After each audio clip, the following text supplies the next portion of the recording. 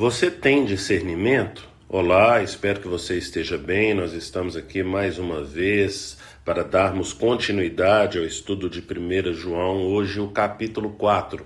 Mas antes é necessário reforçarmos aqui nossos pedidos.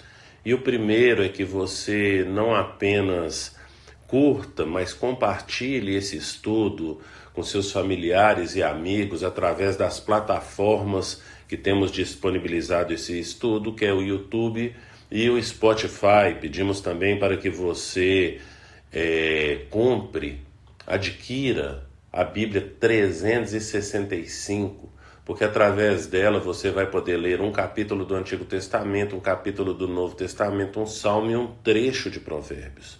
Pedimos também para que você participe de pelo menos um dos estudos que disponibilizamos ali na igreja, e você vai poder ver aí, então, na descrição aqui desse estudo, os estudos que temos às segundas-feiras, às quartas-feiras, às quintas-feiras e as nossas escolas bíblicas aos domingos.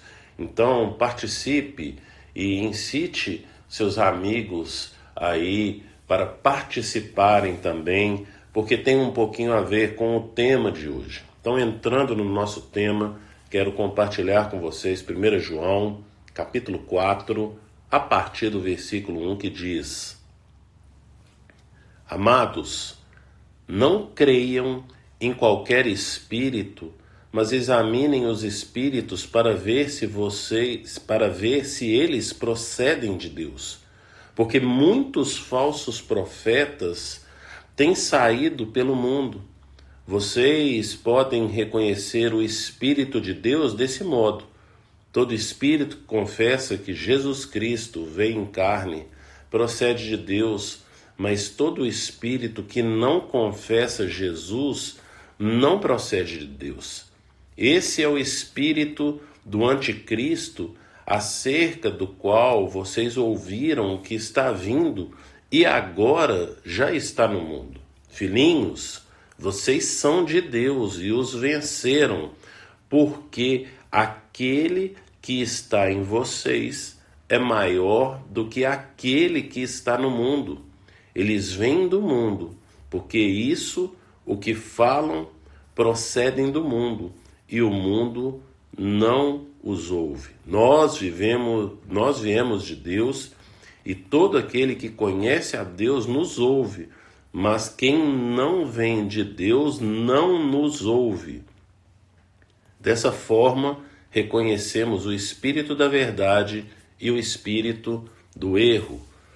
Então, como eu falei aqui na introdução, da primeira carta, da primeira epístola de João, lá no capítulo 1, num pequeno panorama desse estudo, o propósito pelo qual João escreve, eu abordei isso também a respeito de todos os escritos do Novo Testamento, eles estão combatendo heresias da época deles. Então, já nos tempos do apóstolo Paulo, por exemplo, poucos anos ali, pouco mais de uma década da morte e ressurreição do nosso Senhor, surgiram algumas heresias. Então, você vai ver, por exemplo, em Atos capítulo 15, que é conhecido como Concílio de Jerusalém, aonde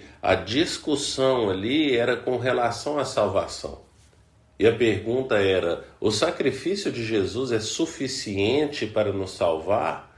Ou nós precisamos fazer mais alguma coisa?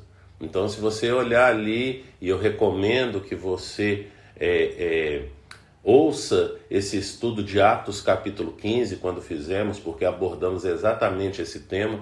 Então, logo no versículo 1, alguns judeus convertidos estavam falando que era necessário também circuncidar para ser salvo. Se não circuncidasse, não seria salvo. Isso foi em Antioquia. Lá no versículo 5, já em Jerusalém, eles estavam falando: olha, se não circuncidar e não guardar os mandamentos lá da lei de Moisés, então não tem como você ser salvo.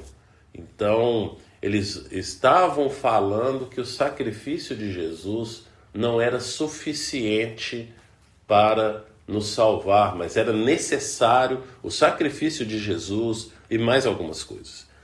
E essas heresias foram entrando aí ao longo dos anos, e Paulo já falava a respeito disso, e nós abordamos isso também quando estudamos ali 1 Timóteo, não é assim? Então abordamos, o Paulo já falava assim, olha, fique esperto, depois que eu for embora, vai ter gente que vai sair do próprio meio de vocês falando heresias, hein? Então toma cuidado. Lá em 2 Timóteo, lá em 2 Tessalonicenses, no capítulo 2, Paulo fala a respeito de que antes da volta de Cristo vai acontecer uma apostasia.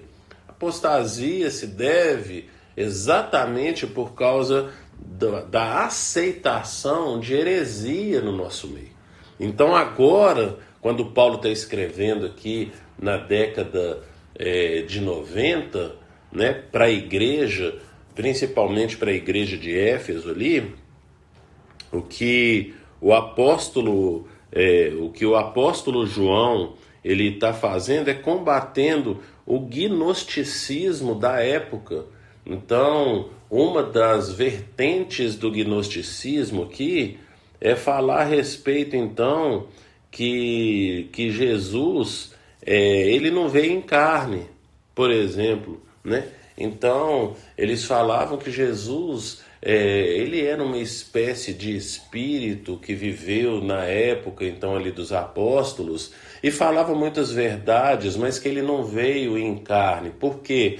Por causa da filosofia também da época, eles entendiam, e é uma filosofia que vai se começar lá com Sócrates, né? Tem os pré-socráticos também, mas a partir ali do ano 500, por volta de 500 anos antes de Cristo, então eles vão falar a respeito da matéria, que o espírito é bom, mas a matéria é má, então a matéria não consegue fazer coisas boas, mas o espírito é bom.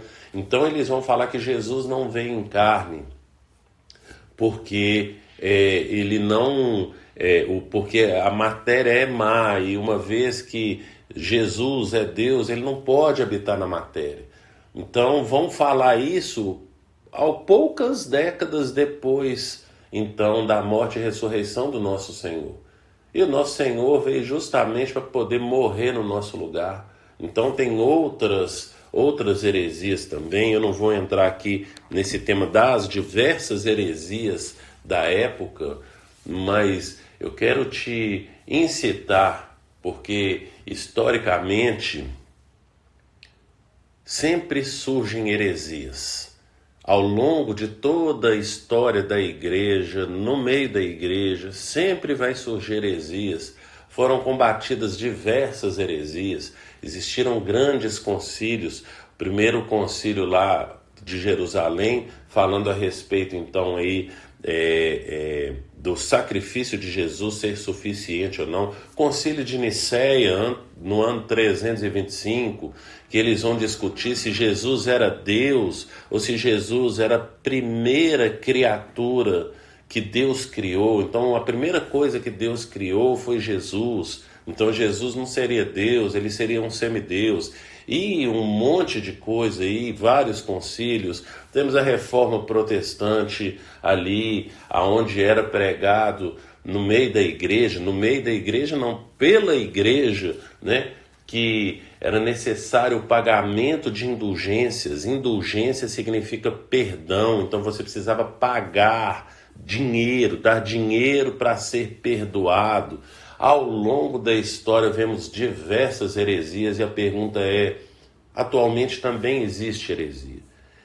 E eu quero te incitar, como falei agora há pouco, eu quero te incitar a descobrir qual que é a heresia dos nossos dias.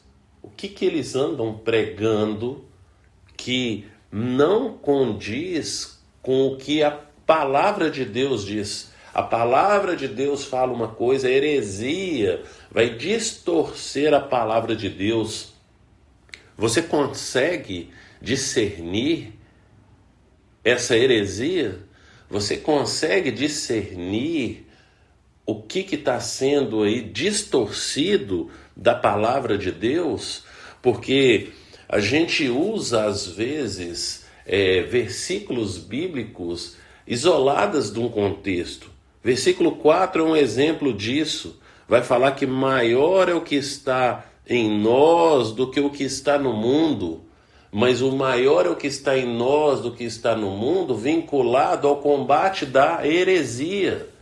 E aí a gente vai levar para outras coisas que não é heresia.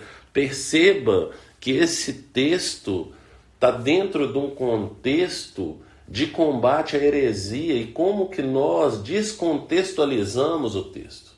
Isso também é uma forma de heresia. Citarmos texto fora de contexto, ou seja, usarmos um texto que está falando a respeito de uma coisa para uma outra coisa que não tem nada a ver com o contexto desse versículo inserido. Então, você consegue discernir as heresias dos dias atuais em que estamos vivendo? Ou será que nós talvez venhamos a estar envolvidos por essa heresia? Ou fazemos vista grossa para essa heresia? Ou realmente não conseguimos discernir essas heresias? Daí o motivo pelo qual em todos os áudios nós pedimos para que vocês participem dos estudos que disponibilizamos ali na igreja para que a gente possa identificar, apontar para as heresias e combater essas heresias. Pense nisso e que o Senhor te abençoe.